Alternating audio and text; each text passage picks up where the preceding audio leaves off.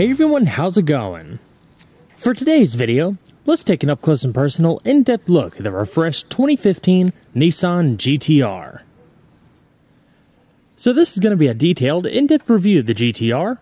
We'll start it up, show the engine, get an exhaust clipping over the performance data, take a thorough road test, and show you many of the unique aspects of both the interior as well as exterior.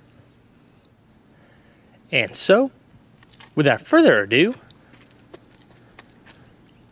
let's go ahead and start her up, let her run. The GT-R comes standard with Nissan's intelligent key system, so by just keeping the key fob in your pocket, you're able to lock and unlock the vehicle by just tapping that black button on the side of the door handle. Tap it once to lock. The vehicle will chime twice, then after waiting a second, tap it again. It'll chime once and unlock the driver's door, and tap it once more to unlock the passenger door. Then simply press in on the handle, it automatically pops out, and pull. This GT-R is finished in Regal Red, a new optional color for 2015.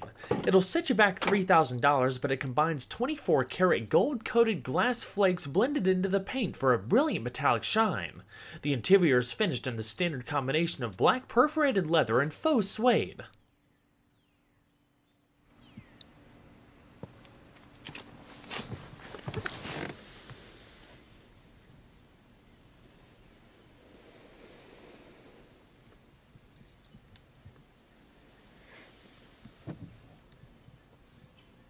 In order to start the vehicle, just make sure you have the key fob within the interior of the vehicle, put your foot on the brake, and hit the red console-mounted engine start button to go.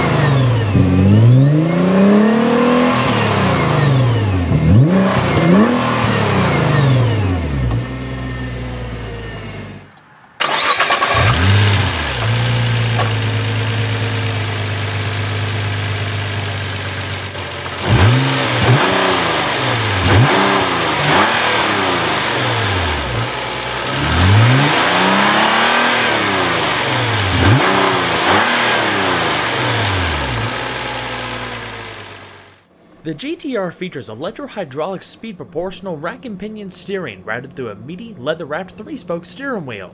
It's comfortable and grippy with thumb rests at 3 and 9, grip bolsters at 2 and 10, and subtle extensions towards the bottom. It also looks and feels high quality with perforated leather across the sides, a padded airbag cover, and brushed metal trim surrounding the multifunction controls. The overall ratio is 15:1 with 2.4 turns to lock and a 36.6-foot turning diameter. In addition to featuring an aluminum steering rack, 4-point mounting, and stiff insulators. Subtly tweaked over the years, the steering is quick, responsive, and low effort. Although straight line stability is one of the updates for 2015, the GT-R can still tend to follow highway grooves. While few and far between, it does require some minor corrections here and there. All in all, for day-to-day driving, the steering feels great. It's not too large of a wheel and has just the right amount of grippy textures. The speed proportional design reduces steering effort at lower speeds for easier maneuverability, while firming up at higher speeds for better precision. It is nicely weighted and predictable, definitely one of my favorite setups as of late. Delivering power to the ground through a carbon composite drive shaft and limited slip differential is a 6-speed dual-clutch automated manual transmission that's able to deliver rapid 150 millisecond gear changes when placed into R mode. The separate wet clutches each control 3 gears, one for the odd gears 1, 3, and 5, while the other controls even gears 2, 4, and 6. Whether shifting up or down, the next gear through the interaction of the clutches is pre-selected to minimize lag and power delivery to the wheels, leading to near instantaneous gear changes for more linear power delivery. Downshifts are accompanied by rev matching in R mode no matter if you're driving an automatic or manual. Hill start assist and high performance differential oil are both standard, as is launch control. Dry soap lubrication continuously sprays transmission oil directly onto the gears for reduced friction and greater reliability when cornering at high speeds. Gear changes can be performed automatically for convenience, but the real excitement comes with the large magnesium paddle shifters mounted to the steering column. Switching between auto and manual can be done by moving the selector to the right or simply pulling on a paddle to engage manual shifting. They're easily accessible and even feature soft touch material for a nice tactile feel. A backup camera with adaptive guidance lines is standard across all models. The setup switches in the lower part of the dash control various performance parameters for the transmission, shock absorbers, and VDC stability control, allowing you to completely tailor the GTR's driving dynamics. Further refined for 2015, each system has 3 modes: an R mode, which is the most aggressive setting, normal mode, which is the car's default, and a special mode. For the gearbox, shift times are decreased a good bit in R mode for rapid acceleration. Normal is the smoothest setting. You'll notice shifts aren't quite as assertive, but it still gives you performance for everyday driving. Save mode is more for long distance traveling and gradual torque delivery, further smoothing out gear changes for more relaxed cruising and driving on slippery road conditions. The suspension's R mode firms up the dampers for the stiffest ride profile and enhanced agility and dynamism in the corners. Normal mode leaves the damping force to be controlled automatically, while comfort is the softest setting. You'll be surprised by how different the modes are. Compared to the R mode, comfort is really quite smooth. It soaks up the bumps well and highly recommended for long trips. The VDC's R mode adapts power transfer between the front and rear wheels for enhanced handling. Normal mode limits control to the brakes and engine output, while off completely disengages the VDC system.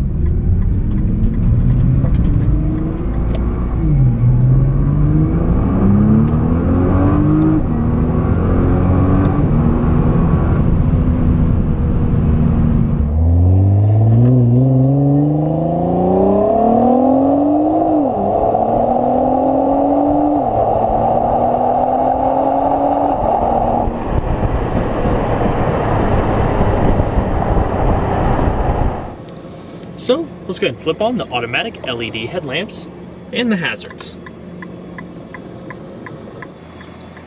Both windows are fully automatic. And we'll go ahead and check out the exterior. Upon closing the door, the vehicle will chime a few times to let you know it's lost detection of the proximity key fob. The current generation GTR has been on sale in the North American market since the 2009 model year. It's the spiritual successor to the classic Skyline GTRs produced between 1969 and 1974, then the R32, 33, and 34 between 1989 and 2002. Unfortunately, the original GTRs never made it to the American shores.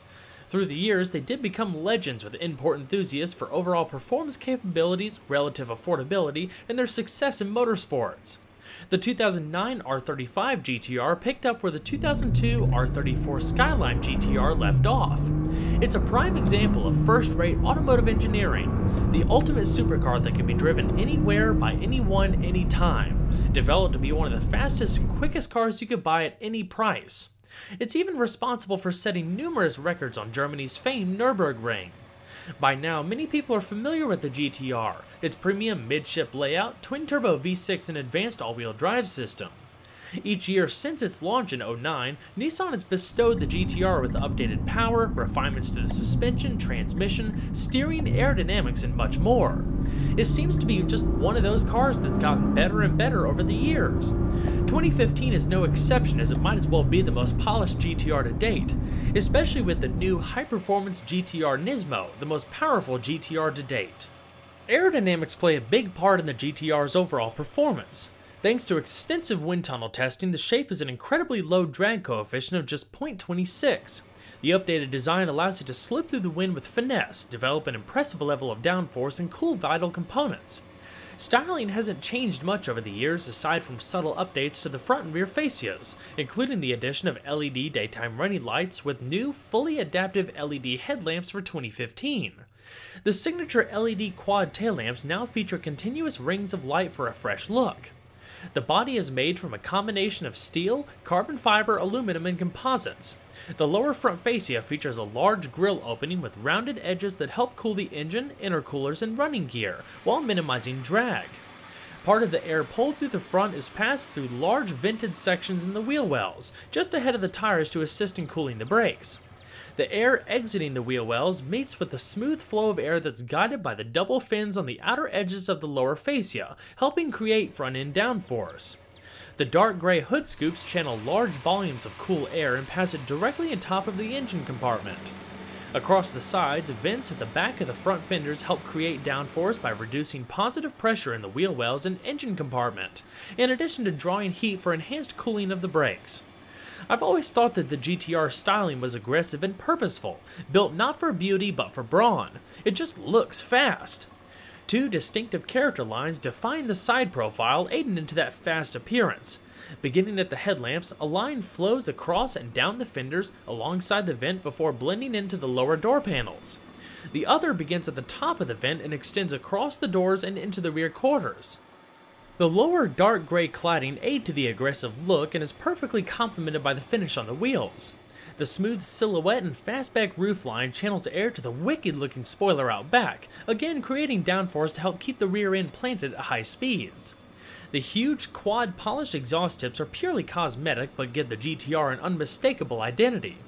In addition to a nearly flat underbody and rear diffuser, small vents on either side of the rear bumper just behind the wheels help manage air and send it out to the rear as efficiently as possible. The GTR's premium midship platform places the engine further back into the chassis and incorporates the world's first independent rear transaxle all-wheel drive system. This places the transmission, transfer case, and final drive at the rear of the vehicle, connected to the engine by a carbon composite drive shaft. By relocating everything to the rear, it yields a better balanced vehicle while improving traction and braking. This also maintains a relatively roomy passenger compartment up front. To the right of the carbon drive shaft are steel input and output shafts. They're positioned to lower the car's center of gravity while working with the all-wheel drive system to transfer torque up front. Nissan claims that a torque tube would have upset the car's balance coming out of the corners, as the GTR's components were already quite rigid to begin with. Without a torque tube, the rear suspension is able to act independently versus synchronization with the front end. The electronically controlled Atessa ETS all-wheel drive system provides up to 100% of the vehicle's available torque to the rear wheels, delivering the steering feel and response that's reminiscent of a rear-wheel drive car. As needed, up to 50% of the torque can be sent to the front for enhanced traction and control that you would expect out of an all-wheel drive car, more tailored for performance, but also allows all-weather usability. The torque split continuously varies based on speed and travel, lateral and transverse acceleration, steering angle, tire slip, and road surface. GTR-specific yaw rate feedback control is another important player in distributing torque. It measures the difference between the target yaw rate based on the steering angle and actual yaw rate detected by the yaw rate sensor and G-sensor to adapt the torque bias. Unlike other stability control systems that can cut power or apply the brakes when slip is detected, the GTR's VDC or Vehicle Dynamics Control System actually sends more power to the appropriate wheels when in R mode to counteract oversteer and understeer, helping keep the car within its intended path at all times. The GTR comes with forged aluminum alloy raised wheels measuring 20 by 9.5 inches in front and 20 by 10.5 inches in the rear. Premium models carry these 10-spoke wheels with a dark gray gloss finish. Introduced back in 2012, they weigh 26.4 pounds each and are a bit lighter than the 7-spoke alloys found in earlier GTRs. They also feature special knurling to assist in keeping the tires secure to the wheels during hard acceleration and braking. These examples are wrapped in the standard ultra-high-performance Dunlop Sport Max Run Flat tires, now featuring a revised tread pattern and compound. Measuring 255/40 in front and 285/35 in the rear, all-season run flats are also available. The tires benefit from stiffer sidewalls for reduced deformation and improved agility during hard cornering. With the performance tires, the GTR is said to hold about 1 G of lateral acceleration. I have no doubt about this, as the tires are really quite sticky. Braking from 60 miles an hour takes just 106 feet thanks to 4-wheel, cross-drilled and internally ventilated 2-piece floating Brembo disc brakes. In addition to 4-channel ABS, electronic brake force distribution, and brake assist, 2015 brings more linear response in everyday driving while boasting great pedal feel, especially in wet conditions. They measure a substantial 15.35 by 1.28 inches in front, clamped by 6-piston monoblock calipers, and 15 by 1.18 inches in the rear with 4-piston calipers. Naturally, the GTR features an advanced independent suspension consisting of aluminum double wishbones in front with an aluminum multi-link rear suspension mounted to 6-point front and rear subframes. Updates for 2015 are set to further lower the center of gravity, things like revised spring rates and shock absorbers, new front anti-roll bar with a reduced roll center height thanks to modified front caster and modified rear geometry, not to mention relocated front suspension bushings. The subtle efforts are meant to increase tire contact with the ground and reducing load fluctuation between the wheels.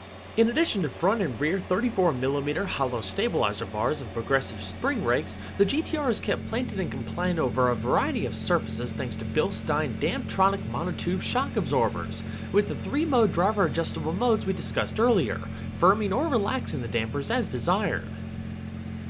Overall length is 183.8 inches with a width of 74.6 inches and a height of 53.9 inches running on a 109.4 inch wheelbase. Total curb weight seen here is around 3,851 pounds with 53% of the weight riding over the front axle. The GTR's engine is entirely assembled by hand in a dedicated clean room. Each unit bears a plaque carrying the signature of one of 4 master craftsmen known as Takumi. Only the Takumi are allowed to assemble the twin-turbocharged all-aluminum VR38 3.8-liter V6. The engine features double overhead cams, 4 valves per cylinder, and variable intake valve timing. Compression ratio rings in at 9:1, while engine speed maxes at 7,000 RPM. The GTR uses plasma-sprayed bores, which are said to reduce friction and improve piston cooling, while decreasing weight by 3 kilograms or 6.6 pounds when compared to traditional cast iron liners. Bore and stroke dimensions are 95.5 and 88.4 millimeters respectively. The VR38 features a symmetrical independent intake and exhaust manifold system. The dual IHI turbochargers are integrated within the exhaust manifolds to save weight and boost response, each producing up to 10.2 psi of boost. A secondary air system helps the catalyst reach temperatures quickly for improved emissions on cold starts. Other notable features include a thermostatically controlled oil cooling system, oil scavenge pump for maintaining oil flow through the turbos, a lateral wet and dry sump oiling system, as well as a specially designed oil pan to maintain pressure at high speeds. It develops 545 horsepower at 6,400 RPM and 463 pound-feet of torque between 3,200 and 5,800 RPM. This leads to 0 to 60 times tested anywhere between 2.8 and 3 seconds when using launch control. Absolutely astounding. Quarter-mile times have been tested around the 11-second mark at 125 miles an hour with a top speed of 192 miles an hour. As far as fuel economy, the GTR has seen improvements over the years. It's ultra-low emissions certified and is rated by the EPA between 16 miles to a gallon in the city and 23 on the highway. It runs on required premium fuel and carries a 19.5-gallon tank. Obviously, you're going to be spending a lot of time behind the wheel of the GTR, so Nissan's given it a well-crafted, driver-focused, and downright luxurious interior. It's packed with plenty of high-end standard features, excellent build quality, premium materials, and a bit of customizability. Pretty much every surface is wrapped in soft-touch material with double-stitched portions across the doors and dash. It not only looks tailored, but offers some of the softest padding I've seen this side of Rolls-Royce. The lower portion of the door panel is finished in carpeted material with a little storage pocket. You have satin black trim, stitched leather, and perforated portion across the grip handle, your power locks and power windows. Your power mirrors and folding mirrors are located on the dash. These standard seats offer 8-way power adjustment for the driver and 4-way for the passenger. Interestingly enough, the passenger seat is somewhat simpler styling than the one on the driver's side. Both feature heated surfaces. They offer fantastic levels of comfort and support and really hug you in place. The faux suede is perforated, as is portions of the leather, and really gives an appreciable amount of extra grip, otherwise you can opt for full semi-aniline leather buckets. It's easy to find a comfortable position using the silver rotary knob for the main adjustments.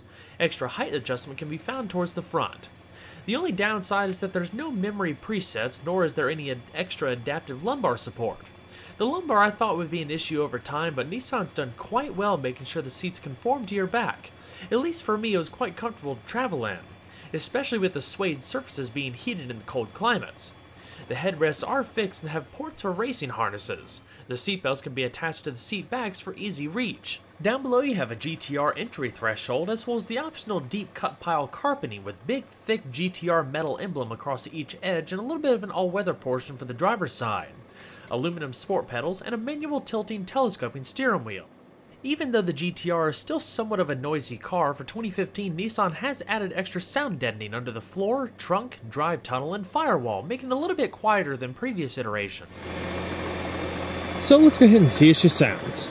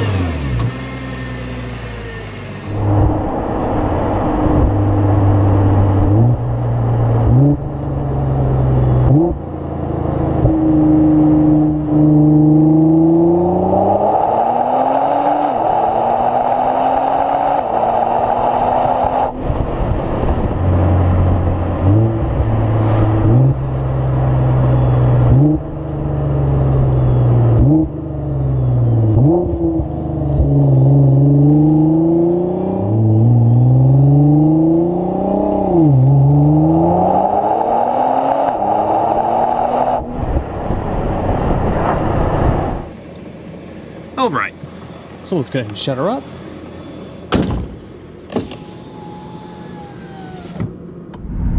I know the biggest question on everybody's mind is how this thing drives. I mean, it's been out since 2009, it's had improvements along the way, but really, what's it like to be behind the wheel and live with it for a week? I mean, this is a lifetime opportunity for me. I never thought that I could have the opportunity to be able to do something like this, and first and foremost, let me tell you, this thing is freaking fantastic. I've never driven anything like it in my life. I mean, dual clutch transmissions in this segment, they're pretty common, but I mean, look at this. Rev match at 4th, 3rd, 2nd. Oh my gosh! Man, this thing pulls. It is unbelievable. It just throws you into the back of the seat. Like, I don't even know what to say. I'm speechless. Instead of me rambling, let's just talk about how the vehicle is to drive, because I mean, you could just talk for hours, I'm sure, about how just awesome that acceleration is. Anyway, so 545 horsepower through a twin-turbo V6. It is all-wheel drive. It primarily acts as a rear-wheel drive car, except in slippery scenarios or when traction is needed, and then it disperses torque to the front. So the only transmission, like I said, it's a dual-clutch 6-speed automatic gearbox. It is very responsive. I have it in the R mode right now, which performs 150 millisecond downshifts, and it's just extremely responsive. While a 6-speed may seem a little outdated for 2015 standards, I mean, the GTR has done a pretty good job staying very fresh over the last 6 years or so. I mean, the body styling, I wouldn't even touch it. I mean, it just oozes just gorgeousness. Updated front and rear lighting, pretty much. I'll show you that stuff a little bit later in the video. But I mean, the rest of everything else, it still looks good. The gearbox, there's nothing to complain about it.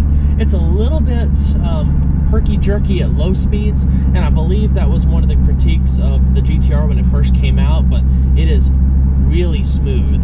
I mean, I've never driven the earlier ones, so I can't really compare as far as improvement's sake, but just from driving this a week or so, I mean, the only time you're really going to notice it being a little bit rough is in the R mode, and you're not going to leave it in R mode all the time, just when you want to take some country back roads, flip it down a few gears, and just take off.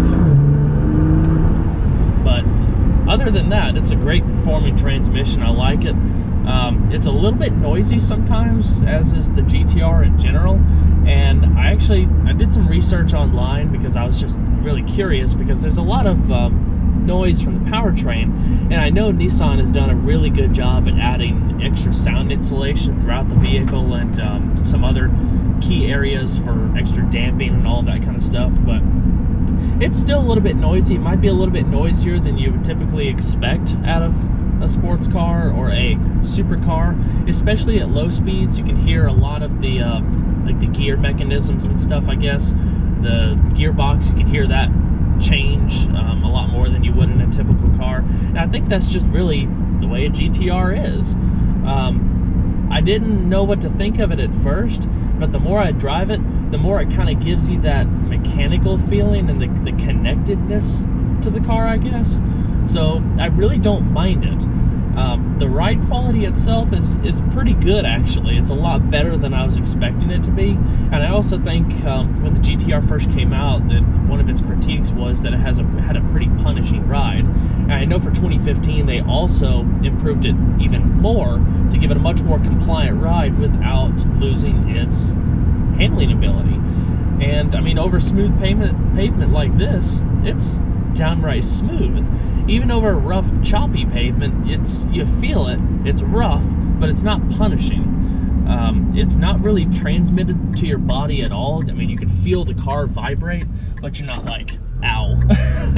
So that's definitely pretty good, because the cool thing about the GTR is that it's a supercar that you can use on a daily basis, that has speeds and power that can really get illegal really, really quickly if you're not careful. So I guess that's the one downside of it, is that you have 545 horsepower that you have to make sure to tame and not keep your right foot down on the accelerator all the time, because you really don't realize how fast you're going in this car unless you're going around curves or something, because it's not a loud car at all. And that's one thing that I wish it was a little bit louder.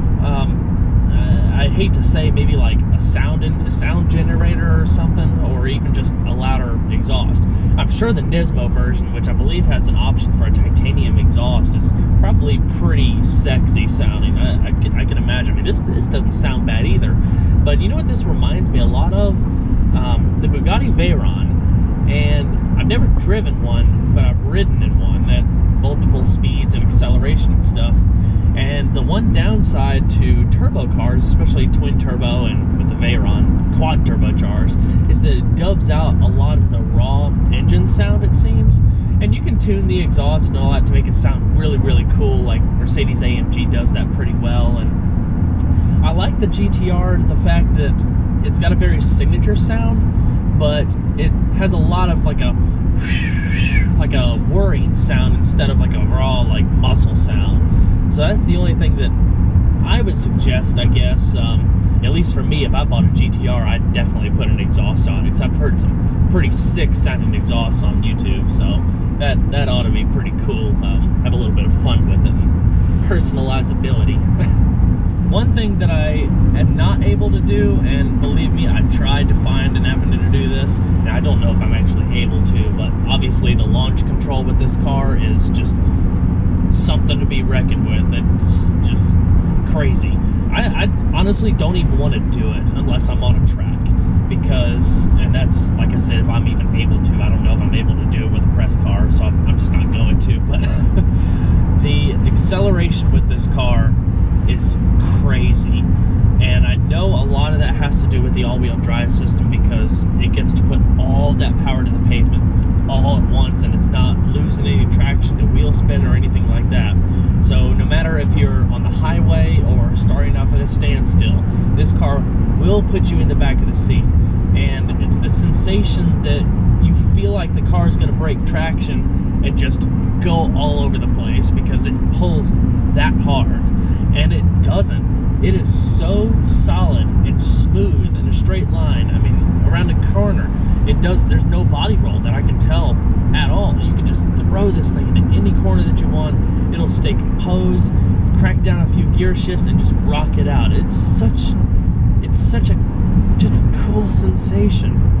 I mean, the one thing about the GTR that's very, very different from its competitors is the fact that it's a little bit less, what's the word? Maybe visceral? For me, it definitely makes me feel connected to the road. I mean, with the cockpit style interior, this fantastic steering wheel is not too big and it has good big bolsters across the side, and it feels smaller. I mean, the GTR I don't think is a small car at all, but it feels very nimble from this position. But a lot of everything in here is ran off computers. I mean, it's definitely a lot more refined feeling in the way that the car basically makes it impossible to do something stupid unless you are just really acting a fool.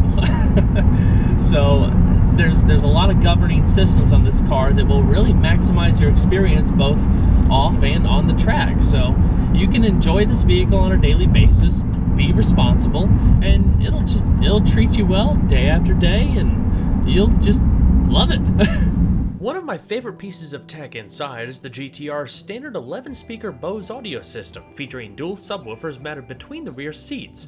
They essentially use the trunk as big resonance chambers for a really powerful sound. The quality and clarity of the mids and highs nicely balances out the bass to yield a pleasant sound no matter the genre of music. It's all routed through an LCD touchscreen mobile media navigation infotainment system in the dash. It's on the same plane as the instrument cluster, so everything's nice and easy to see if you're just glancing over for a second, especially with the multifunction displays. The system isn't quite up to date as the new Nissan Connect system found in the Murano, which I really liked, but it still offers pretty good functionality, it's easy to use, and pretty decent graphics. You have real-time weather updates, traffic maps, standard satellite radio, iPod auxiliary, USB integration, as well as a CD player down in the lower console. Of course, all of your destination input, route settings, map is all located in the bottom. You have vehicle information, hands-free Bluetooth telephone, and settings for more detailed customizability of the system. To the left-hand side of the instrument display, there's a little controller stack with a rotary wheel in the middle, display brightness, as well as status displays with summary information for fuel economy, navigation, climate control, and radio modes up top. On the right-hand side, you have a back button in the bottom right, as well as the function displays, built in collaboration with Polyphony Digital and Clarion. Polyphony Digital is actually the same company that produces the Gran Turismo video games. Instead of just scrolling through and reading off all of the status gauges, I'll let you just kind of see for yourself, but it offers a whole lot of different systems so you can always see basically what every aspect of the car is up to, from boost pressure to lateral Gs, engine oil pressure, and so much more.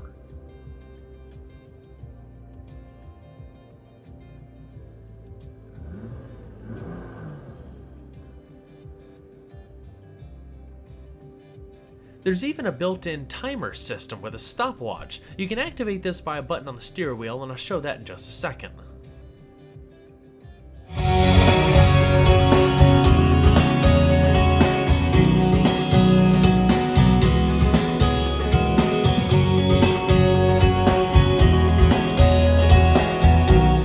Padded A-pillars with side curtain airbags, padded visors with illuminated vanity mirrors, and an auto-dimming view mirror, 3-position garage home link located down below. Up top you have the microphone for the hands-free Bluetooth telephone, interior illumination and reading lamps, as well as a padded sunglass container. The other little microphone in the top is for the new Bose active noise cancelling system for the 2015 model year. It basically works to counteract some unpleasant low-frequency noises by emitting a counter frequency through the vehicle's audio system, basically with an end goal of making the interior a little quieter. The GTR is still kind of a noisy vehicle just because of its inherent design, but it definitely helps, I'm sure. Continuing down the center console, amongst the carbon fiber housing, you have your basic radio controls like I showed you earlier. Not to mention the dual-zone electronic automatic climate control standard equipment, with your temperature located on either sides, different zones, front and rear defrost, recycling, vent, AC, and your fan speed in the middle. The different setup switches, a little bit more carbon fiber down below with an in-dash CD player, and a little plaque designating sound by Bose. The center console is highlighted by satin black trim with solid touches of padded material thrown in, padded e-brake with perforated leather, and 2 cup holders. All the way in the back, you have a soft padded armrest, with a little bit of storage, lined in velour, a 12-volt power outlet, and USB port. As far as the steering wheel, on the left-hand side you have your radio controls, volume, seek, changing your track, and down below your hands-free telephone and voice commands.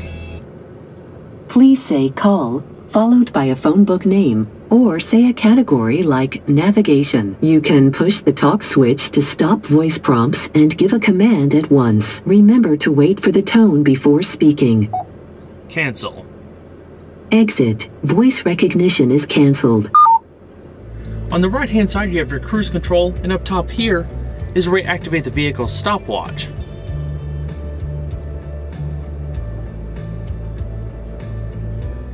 Intermittent wipers to the right, and all of your lighting controls to the left.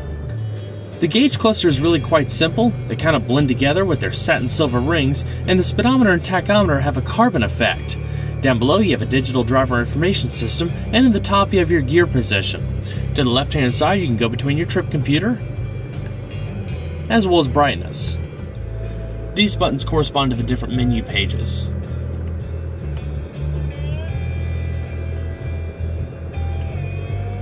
And you can reset things with that button.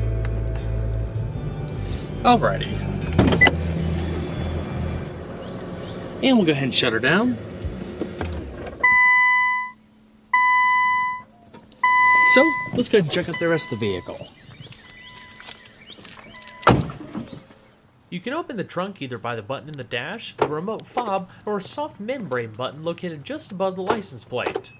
The GTR has around 8.8 cubic feet of total cargo space, which is really more than I thought it would have. It's not really the most practical opening in the world. The lift height is pretty high and the opening isn't too big. But it has a pretty deep cargo well, so it can swallow a whole lot of stuff. It does have a cargo mat down below with soft carpeting. To help pull the trunk down, there's a little leather strap up top.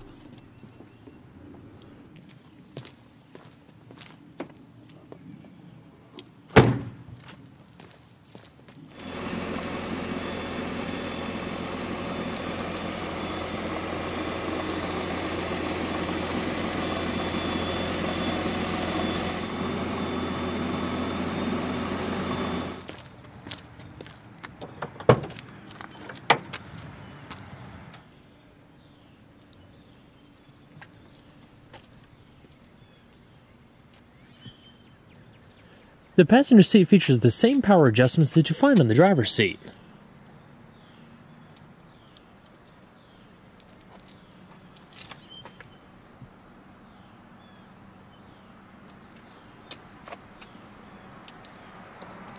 While the GTR does have a more usable back seat than your typical supercar, with a comfortable seating position for myself in the driver's seat, there's essentially no legroom back there.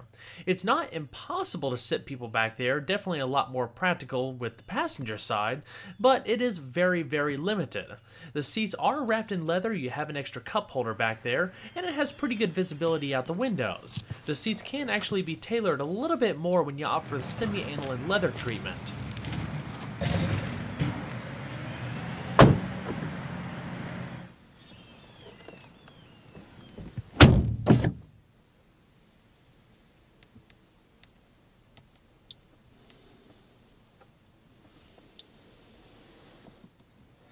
Like I said earlier, the center portion of the dash here is completely padded, as is the lower portion. This is a little bit more of a premium material and it's extremely soft.